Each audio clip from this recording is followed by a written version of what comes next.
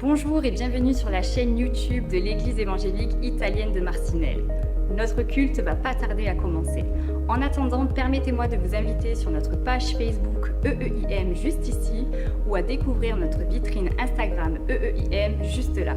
Nous serons également heureux de vous accueillir lors de nos cultes en présentiel le dimanche à 10h et lors de nos réunions de prière le jeudi à 19h30.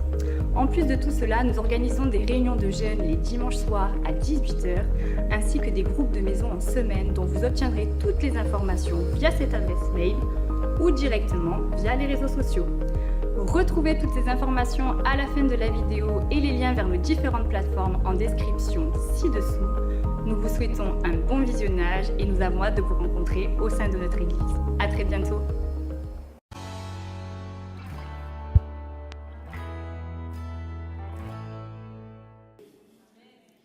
Les Seigneurs soient loués. Je peux entendre un amen. Bien fort, bien haut. Amen. Est-ce que je peux entendre un gloire à Dieu ce matin? Alléluia. C'est un jour pour glorifier notre Seigneur. Amen. Il n'y a pas de jour. Tous les jours, de dimanche à dimanche, on doit glorifier le Seigneur. Et il y a cette parole qui nous dit que tout ce qui respire loue l'Éternel. Et nous voulons le faire de tout notre cœur. Et donc, chers amis, nous sommes arrivés maintenant au moment du partage de la parole. Je vous invite vraiment à disposer vos cœurs pour les messages de ce matin. Et le titre que le Seigneur m'a mis à cœur, c'est « Une femme qui ose se surpasser ». Bien évidemment, je profite de la fête des mamans, des mères, pour pouvoir mettre à l'honneur une maman, une femme de Dieu qui va nous apprendre comment se surpasser. Et nous allons nous pencher ce matin à l'histoire de Anne. Vous connaissez Anne? Amen. Je vous invite à vivre vos Bibles en 1 Samuel, du chapitre 1, et nous allons lire du verset 1 à 8. Donc les hommes, il y a pour vous aussi, donc les leçons c'est pour tout le monde. Nous aussi en tant qu'hommes, on doit aussi nous surpasser avec Dieu. Donc 1 Samuel, chapitre 1, verset 1 à 8.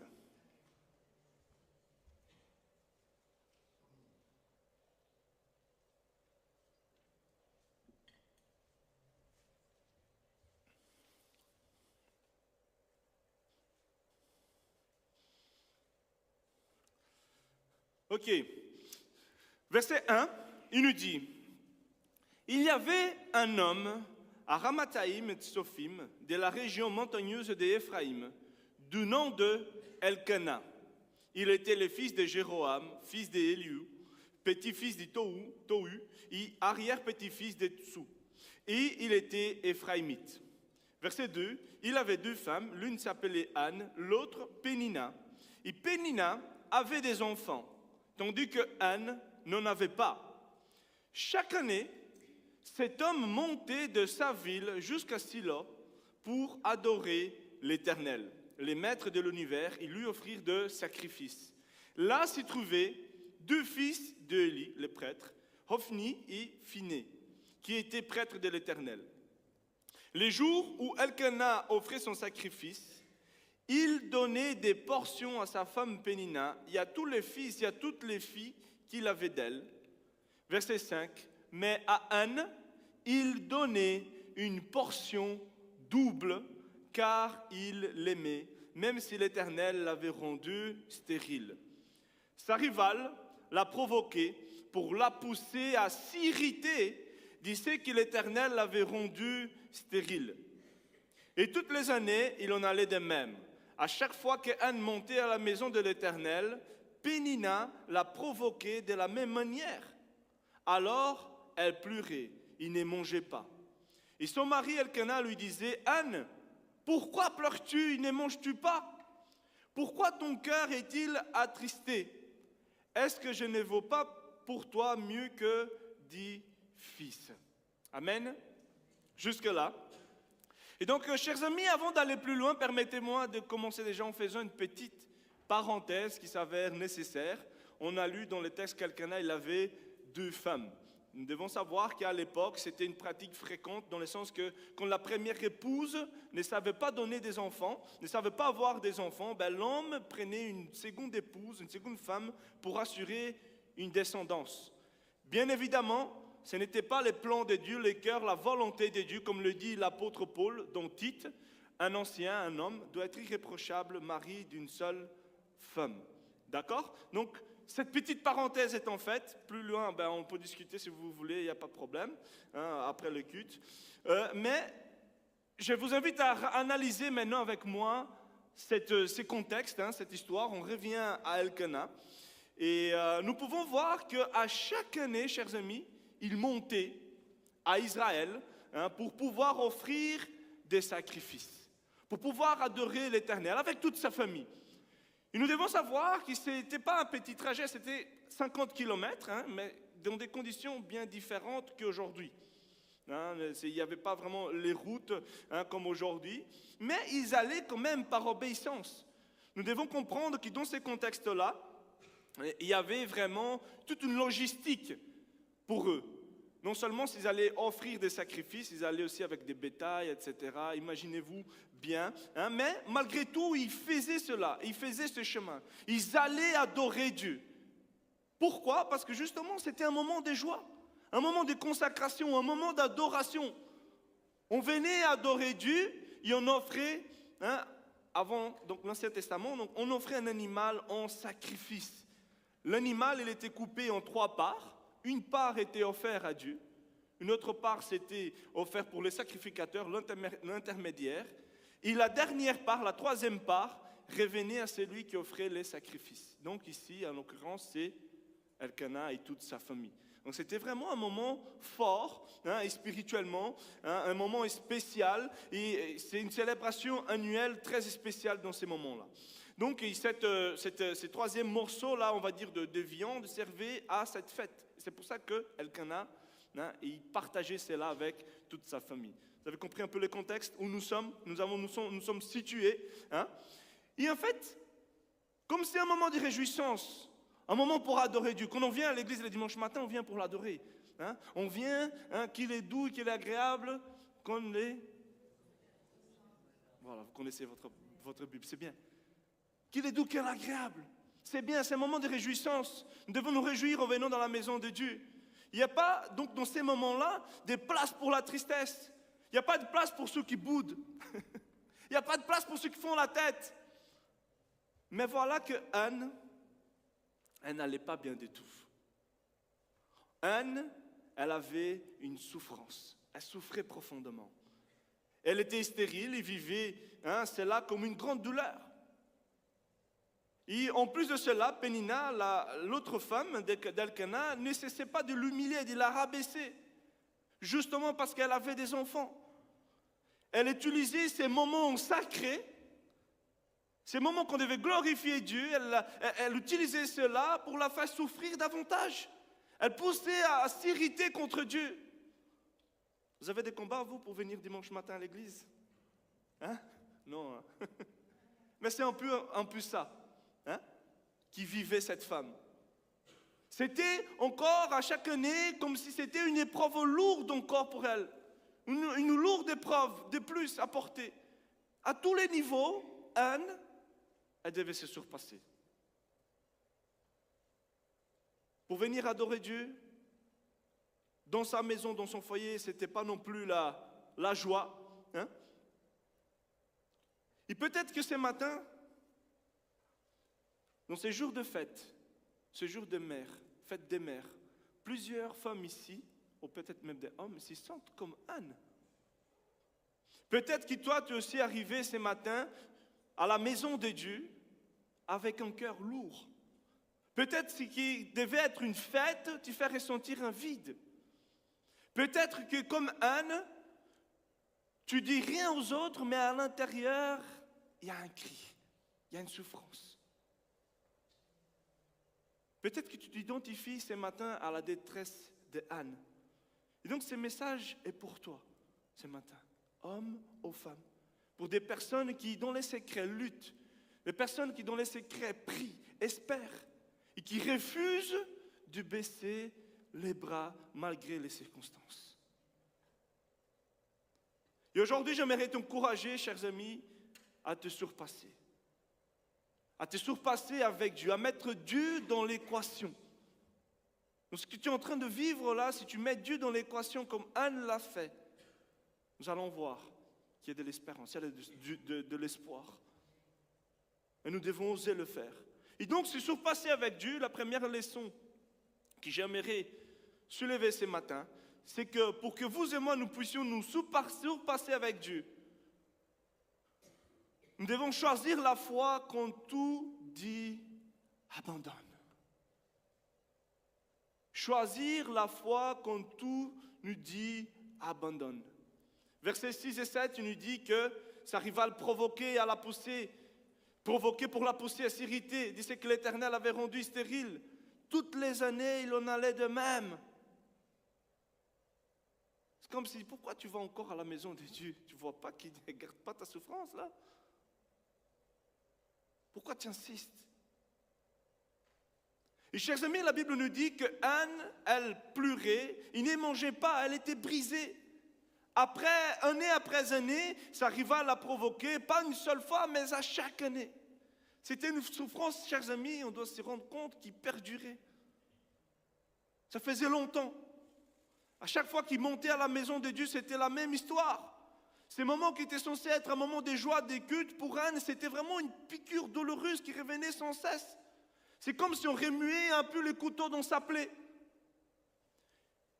Et en fait, ce n'était pas juste Pénina qui lui faisait du mal, mais Elkana, son mari. Elkana ne comprenait rien. Mais zéro, nada.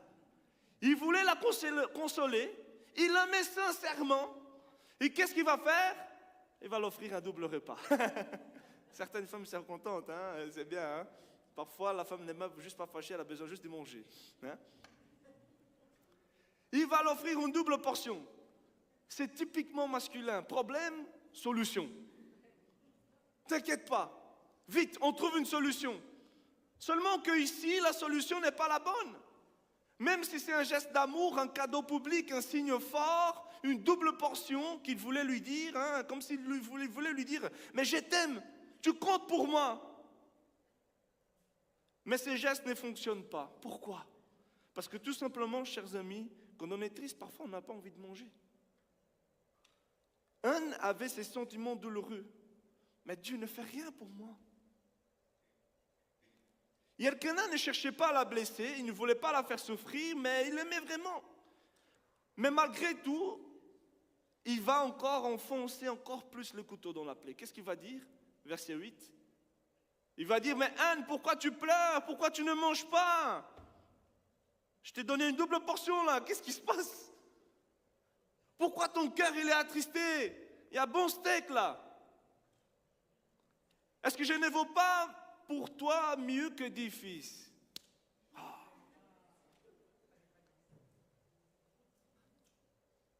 Les femmes, pardonnez-nous. Hein. Les amis, les papas, je me rattraperai à la fête des pères, d'accord? Promis. Ce n'est pas la cruauté, mais une mauvaise compréhension. Elkana aime sa femme, mais il ne comprend pas la profondeur de sa douleur. Ça peut arriver, chers amis, dans les couples les plus unis. La vérité, c'est qu'Elkana, c'est un homme sincère, mais Elkana, il est complètement déconnecté des émotions de sa femme, de la vie intérieure de sa femme. Il aime vraiment, il veut bien faire. Il lui donne une double portion. Mais encore, il va rajouter, mais je ne veux pas mieux que 10 enfants. Permettez-moi, mais excusez-moi, il était quand même un petit peu... Il était sincère, mais un peu à côté de la plaque. Un peu beaucoup même.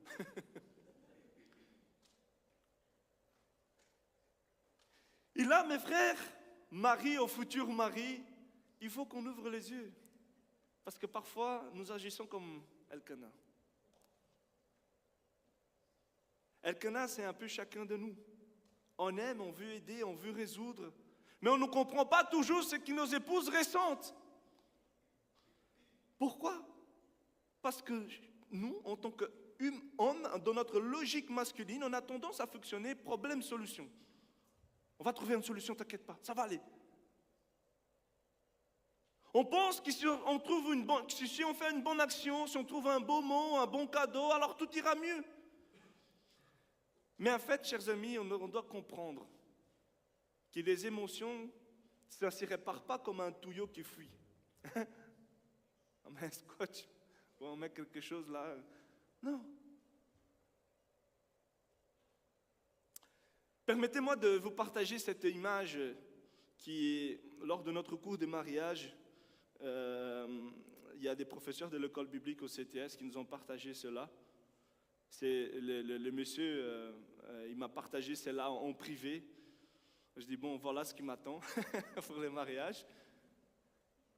Il disait, mais Enrique, il faut suivre la vague des émotions de ta femme. J'ai dit, oula. Je ne suis pas surfait, moi. Il ne faut pas essayer de dominer cette vague d'émotions. Il ne faut pas essayer d'arrêter cette vague d'émotions. Il faut juste la suivre. Elle va se défaire tout seule. Hein? Du contraire, si tu essaies de te débattre avec cela, ou de trouver des solutions, tu vas te noyer. Je dis merci pour le conseil, cher. Hein? Mais cher Marie, c'est ça qu'on doit comprendre. Quand la femme qui vous aimez est en haut de la vague, pleine de joie, d'énergie, soyez là juste avec elle, présent, enthousiaste. Quand elle est en bas de la vague, dans la tristesse, dans la fatigue, dans le doute, soyez là aussi, non pas pour dire, mais allez, ça va aller, t'inquiète, on gère. Non, mais pour l'écouter, pour ressentir, pour l'accompagner dans cette descente. Oui, je sais ce que vous pensez, parce que je pense aussi, j'ai du mal, je suis un homme. Il est vrai que parfois on a l'impression que quand on reçoit ces émotions-là, on va avoir un court-circuit émotionnel. Cette femme-là, elle a plein de fils entremêlés, là, qu'est-ce qu'il fait, là? Hein? On a besoin d'un 30 mA, les hommes, on sait c'est quoi, hein, pour protéger notre maison. Hein? Mes chers amis, c'est précisément là que nous devons grandir en amour, en étant connectés à ces émotions, non juste à nos solutions.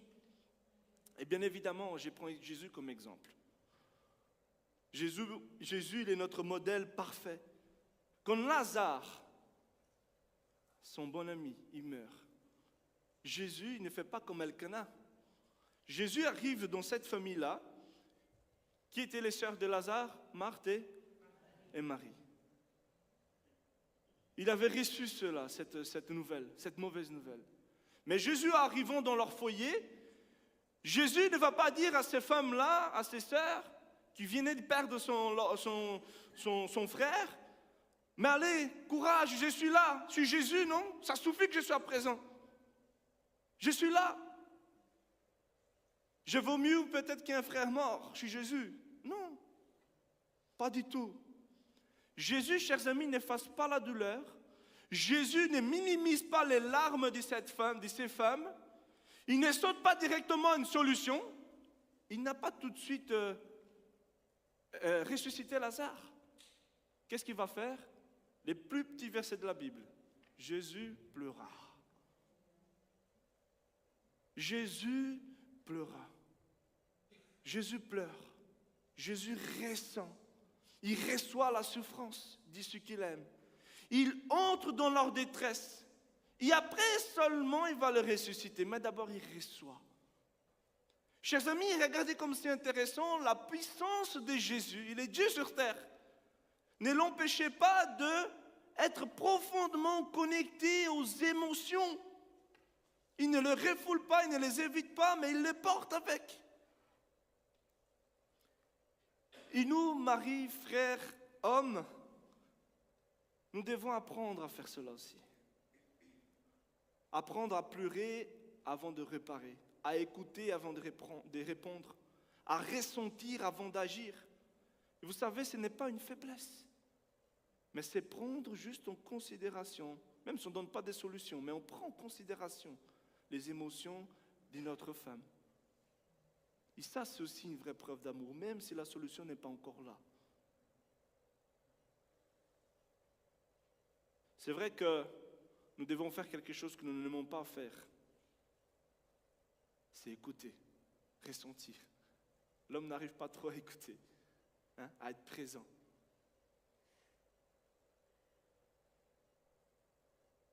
mais c'est ce que Jésus nous encourage. En tout cas, ce que j'aimerais souligner de ces points, voici un tableau pénible dans la vie de Anne. Sa vie, c'était pas la joie. Dans son foyer, non plus. Aller dans la maison de Dieu, pourquoi faire? Mais la leçon, chers amis, que cette femme qui a osé se surpasser nous enseigne ce matin, elle ne s'est pas arrêtée là pour adorer Dieu. Elle ne se disait pas, à quoi bon faire tous ces voyages si Dieu ne m'exauce pas? Non. Elle a persévéré. Quand tout criait abandonne, elle a choisi la foi. Et aujourd'hui, combien de personnes, combien de femmes sont dans cette même lutte silencieuse? Je pense à un moment dont les maris ne la soutiennent pas dans sa foi, mais qui malgré tout, cette femme s'y lève à chaque matin pour venir à l'église, pour amener ses enfants à l'église. Je pense ce matin à une femme stérile depuis des années, mais qui continue à louer Dieu, même après un énième test négatif. On en a eu des cas ici à l'église. Laetitia, tu lèves la main, tu connais, tu sais c'est quoi, Dieu t'a béni. Dans cette situation. Je pense à une mère, chers amis, ce matin, qui peut-être en regardant des autres mamans sur les réseaux sociaux, il tombe dans ces pièges de s'y comparer. Et on s'y sent comme Anne, insuffisante, oubliée, alors que d'autres semblent tout avoir. Mais c'est parfait. Non, pas du tout. Chers amis, choisir la foi quand tout dit abandonne, c'est choisir la foi quand il n'y a pas encore des preuves visibles que Dieu est en train d'agir. Choisir la foi au lieu d'abandonner, c'est rester fidèle à Dieu même dans les silences douloureux. Choisir la foi au lieu d'abandonner, c'est continuer à adorer Dieu même si les miracles tardent d'arriver. La Bible nous dit en 2 Corinthiens 5, 7, « Car nous marchons par la foi et non par la vue. » Romains 4, 18, en parlant d'Abraham, il nous dit « Contre toute espérance, il crut avec espérance. » Contre toute espérance, crois avec espérance.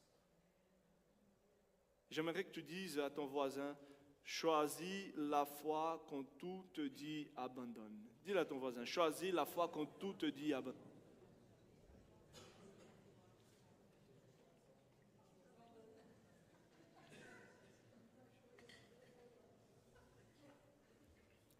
Donc, chers amis, si surpasser, c'est aussi transformer l'amertume en prière. On peut lire dans les versets plus loin, verset 9, toujours dans le même chapitre, 1 Samuel 1, 9 à 11. Anne se leva. Après qu'ils ont eu mangé, ils bu à Silo. Et les prêtres Élie étaient assis sur son siège, près de la porte du temple de l'Éternel. Verset 10. L'amertume dans l'âme, elle pria l'Éternel et pleura abondamment. Et elle fit un vœu suivant. Éternel, maître de l'univers, si tu consens à regarder la détresse de ta servante, si tu te souviens de moi, si tu n'oublies pas ta servante, il lui donne un fils, je les consacrerai à l'Éternel pour toute la durée de sa vie, et le rasoir ne passera pas sur sa tête. Chers amis, Anne, elle était blessée, humiliée, incomprise. Elle souffre dans son corps, elle souffre dans son âme, elle souffre au plus profond de son être. Anne aurait toutes les raisons pour nourrir cette amertume dans son cœur. Mais elle fait un autre choix. Elle transforme son amertume en prière. Il faut oser le faire. L'amertume, c'est quoi, chers amis? L'amertume, c'est une douleur intérieure non traitée. Une douleur non guérie. L'amertume, c'est une tristesse qui a perdu l'espérance. Une blessure qui s'est transformée en rancune. Quand on a de l'amertume, on ne pleure plus, on accuse. Quand on a de l'amertume, on ne prie plus, on rumine. Quand on a de l'amertume, on ne guérit pas, on contamine. Hébreux 12:15, il nous dit, veillez à ce que personne ne s'y prive de la grâce de Dieu, qu'aucune racine d'amertume poussant de rejetant ne produise du trouble et que plusieurs ne soient infectés. Chers amis, ce verset il est fort. Il nous montre trois choses. L'amertume, elle a une racine. Elle commence cachée dans les secrets du cœur, mais elle nourrit quelque chose de plus grand. L'amertume, elle produit aussi du trouble. Elle dérange notre paix intérieure. Elle pollue l'atmosphère spirituelle de la maison, du couple, de l'église, du travail. Mais aussi l'amertume, elle contamine les autres. Ce n'est pas un problème privé, c'est un poison collectif. Si elle n'est pas déracinée. Remarquez bien, chers amis, si nous analysons bien ces textes-là, ce n'est pas Pénina, la rivale, ce n'est pas Elkana, son mari, ni même les prêtres Élie, qui vont déraciner l'amertume du cœur de Anne. Ce n'est pas non plus leur prière qui va faire le travail, non. C'est à Anne à faire ses choix. Et chers amis, cela nous enseigne que déraciner l'amertume de nos cœurs est un choix qui nous revient, un choix personnel. Anne, elle a décidé de s'y lever. Mais elle s'y lève et elle ne va pas directement parler à sa rivale. Elle ne va pas directement s'y plaindre auprès de son mari. Elle ne va pas non plus auprès du prêtre Élie. Non. Elle se tourne directement vers Dieu. Tout d'abord. Et voilà le secret, chers amis. Il y a des douleurs, nous devons savoir en tant que chrétiens, si tu veux grandir spirituellement, dans ta maturité spirituelle, tu dois le savoir cela. Il y a des douleurs, des combats que personne ne peut mener pour toi. Ni ton mari, tout l'amour qu'on puisse le porter, ni ta femme, ni tes amis, ni ton pasteur. Tout simplement car Dieu permet ces luttes s'ils font partie d'une progression de maturité spirituelle. C'est entre toi et Dieu. C'est entre Enrique et Dieu.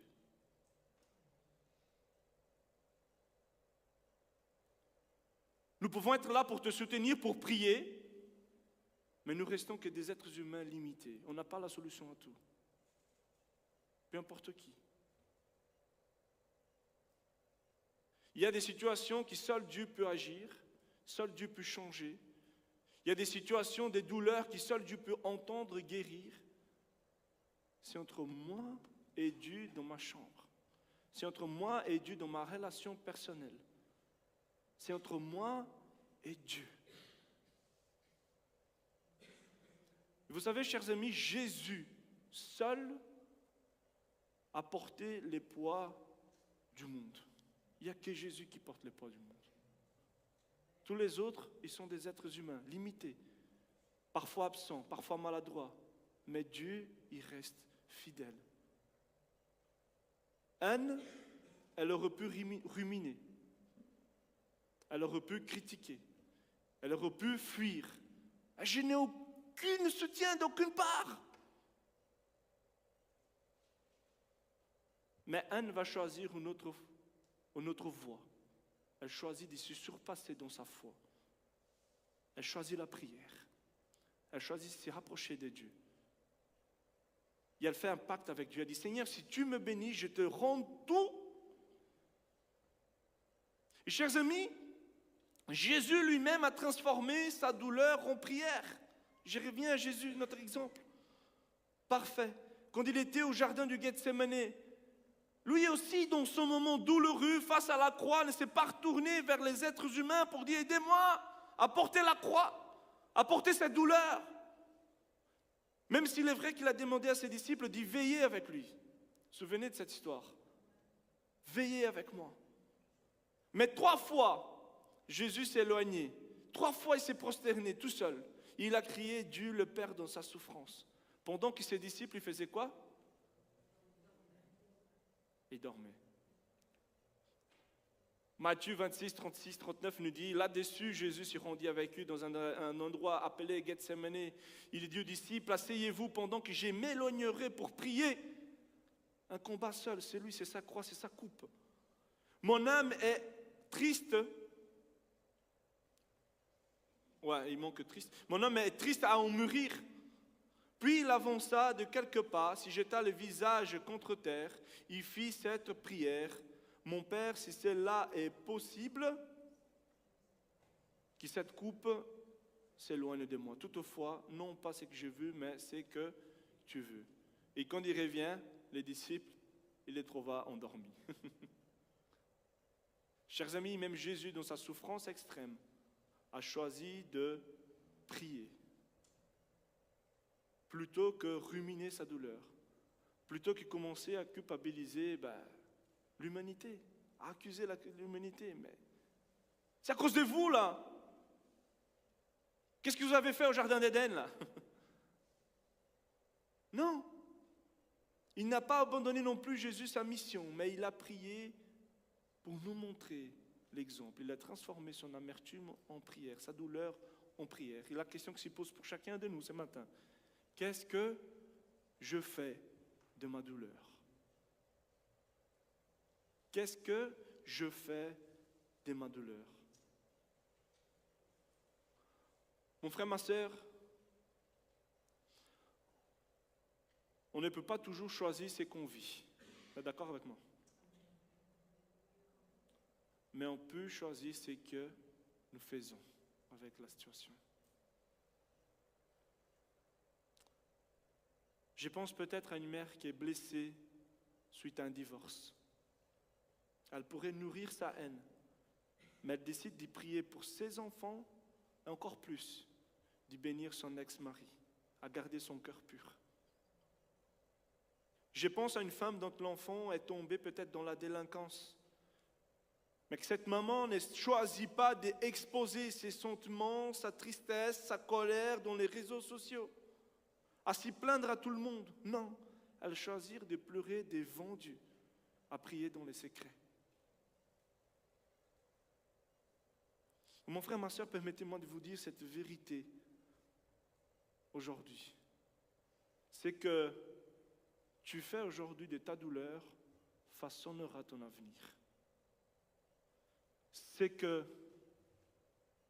tu fais aujourd'hui de ta douleur façonnera ton avenir.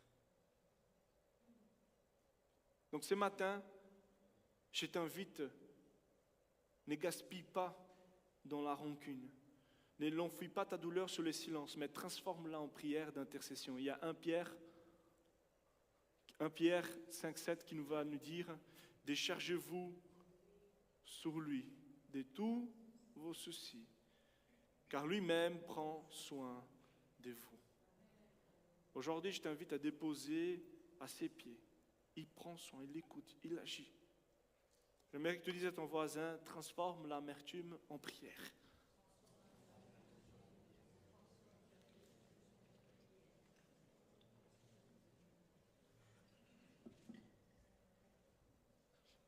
J'arrive à ma 3e leçon de ce matin. C'est surpasser avec Dieu, chers amis. C'est aussi oser rendre à Dieu la bénédiction reçue. Oser rendre à Dieu la bénédiction reçue. Verset 17, toujours dans le même chapitre, nous lisons.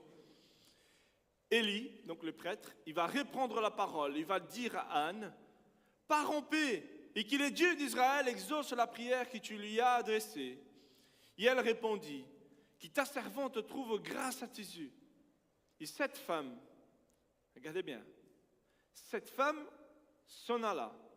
Elle se remit à manger et son visage ne fut plus le même. Ils s'y levèrent du bon matin et après avoir adoré Dieu, ils partirent et retournèrent chez eux à Rama. Elkana, il a eu des relations conjugales avec Anne, sa femme, et l'Éternel s'y souvint d'elle, verset 20.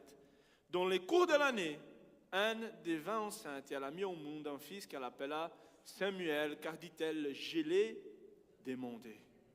Et encore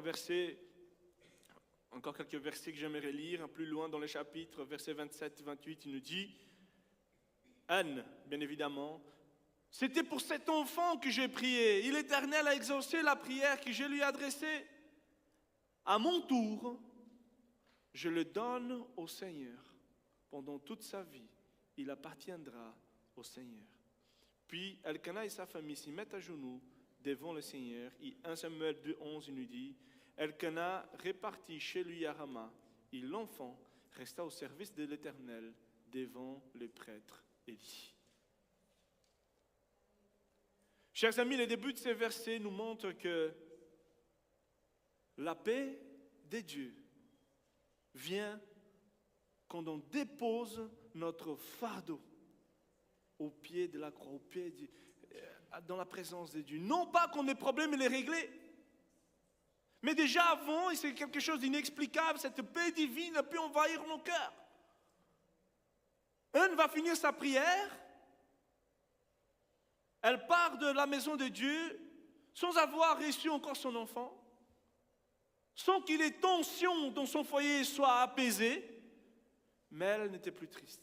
Son semblant a changé. Elle n'était plus la même.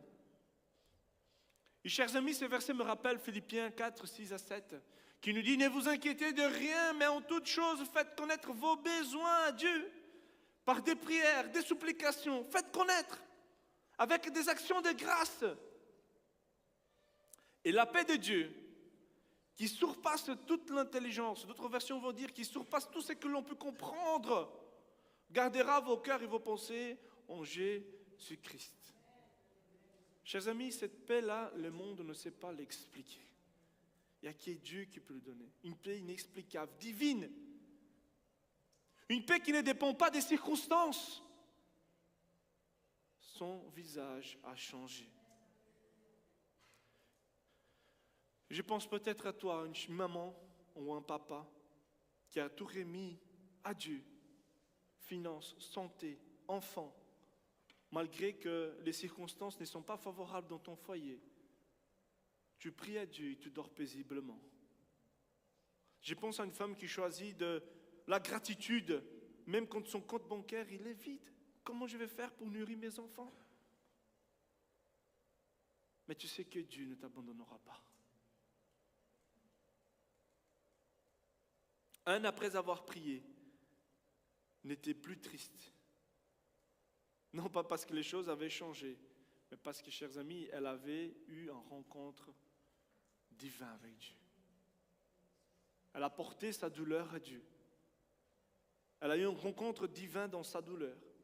Et ma prière est que chacun de nous, nous puissions aujourd'hui oser nous surpasser. Que notre douleur aujourd'hui puisse être un rendez-vous divin.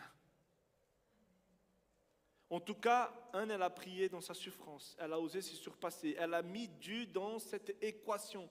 Dieu l'a exaucé. Elle reçoit enfin ce qu'elle désirait le plus, un fils. Elle l'appelle Samuel. Dieu a entendu. Dieu a entendu. Et que tu puisses avoir aussi cette certitude que Dieu entend tes prières.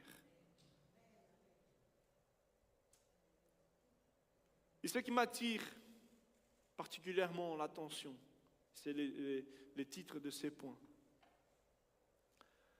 C'est que, après tout, après ces temps de stérilité, après toute cette souffrance, ces combats, au lieu de la garder, l'enfant, chez elle, elle a laissé, voilà, c'est plus ou moins ça. Mais elle a rendu à l'Éternel, voilà les mots. Elle l'a rendu à l'Éternel en les consacrant pour qu'il puisse servir dans le temple. Quelle foi! Hein? Quelle foi!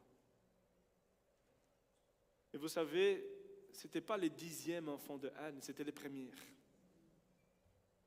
Elle ne donne pas ce qu'elle en avait en trop, elle donne ce qu'elle avait de plus précieux. Ça vous rappelle une histoire biblique?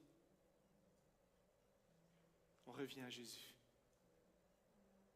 Chers amis, le vrai sacrifice, c'est offrir à Dieu ce qu'on aime le plus. Et c'est exactement ce que Dieu a fait pour nous. C'est exactement ce que Dieu a fait pour nous en donnant ce qu'il avait de plus cher, son Fils unique, Jésus-Christ, pour le salut de l'humanité, pour que vous et moi nous puissions avoir une vie éternelle à ses côtés. Il y a ce verset qui nous dit, Jean 3,16, bien évidemment, car Dieu a tant aimé le monde qu'il a donné son Fils unique. Et ce Fils dans le jardin du Gethsémani a prié comme Anne, avec des larmes. Jésus il aurait pu fuir, mais il savait ce qu'il devait faire. Il devait transformer son amertume en prière, mais il devait aussi s'y rendre à Dieu le Père. Et alors, chers amis, on peut lire, on peut voir que Jésus, dans sa prière, il va dire, Père, que ce ne soit pas ma volonté, mais la tienne qui se fasse. Jésus, lui aussi, a été offert. C'est donc gratuit, précieux, qui a changé la destinée de l'humanité. Chers amis, la vraie foi s'y confie vraiment à Dieu, s'y donne entièrement à Dieu. La vraie foi ne garde pas tout pour soi, mais se donne à Dieu avec confiance. Elle rend à Dieu ce qu'elle chérit le plus. Je mets dans le contexte pour nous aujourd'hui. Parfois, Dieu peut nous poser cette question. Maintenant que tu as reçu la bénédiction, vas-tu me le consacrer? Maintenant que tu as reçu la bénédiction, vas-tu me le consacrer? Tu as prié pour ce travail, mais vas-tu m'honorer avec ton temps encore? Tu as demandé ce mariage, mais vas-tu aimer comme moi je t'aime? Tu as reçu cet enfant, vas-tu me l'offrir pour ma gloire? Chers amis, la vraie foi ose rendre à Dieu ce qu'elle chérit le plus. Voilà la leçon pour nous ce matin. Sache que la paix vient avant la bénédiction, quand tu choisis de te confier en Dieu. Une femme qui prie, qui s'y consacre à Dieu, peut impacter des générations. Un homme aussi au passage. Vous savez, Anne a changé l'histoire non parce qu'elle a eu un enfant, mais parce qu'elle a osé se surpasser avec Dieu, parce qu'elle a mis Dieu dans l'équation. Et toi, qu'as-tu reçu comme bénédiction? Que vas-tu choisir de faire avec? Vas-tu le garder ou vas-tu l'offrir pour la gloire de Dieu? J'aimerais que tu dises à ton voisin, mets Dieu dans l'équation.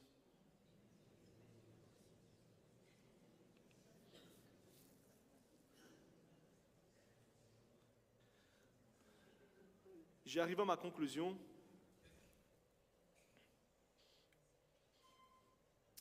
Chers amis, les témoignages de Anne nous montrent vraiment qu'est-ce qui signifie se surpasser avec Dieu. C'est plus que de faire des efforts humains. Il faut une partie divine. Mais malgré tout, nous devons croire, nous devons oser croire au-delà des circonstances. Notre partie humaine aussi doit oser prier dans les larmes et surtout tout remettre entre les mains de Dieu. Anne, elle aurait pu s'enfermer dans le silence, dans l'amertume, dans la révolte. Mais elle a fait un autre choix. Elle a choisi la foi, quand tout crié abandonne. Elle a choisi la prière, quand tout l'appelait à l'amertume. Elle a choisi l'offrande, les dons, la consécration à Dieu, même quand enfin elle a reçu ce qu'elle espérait tellement.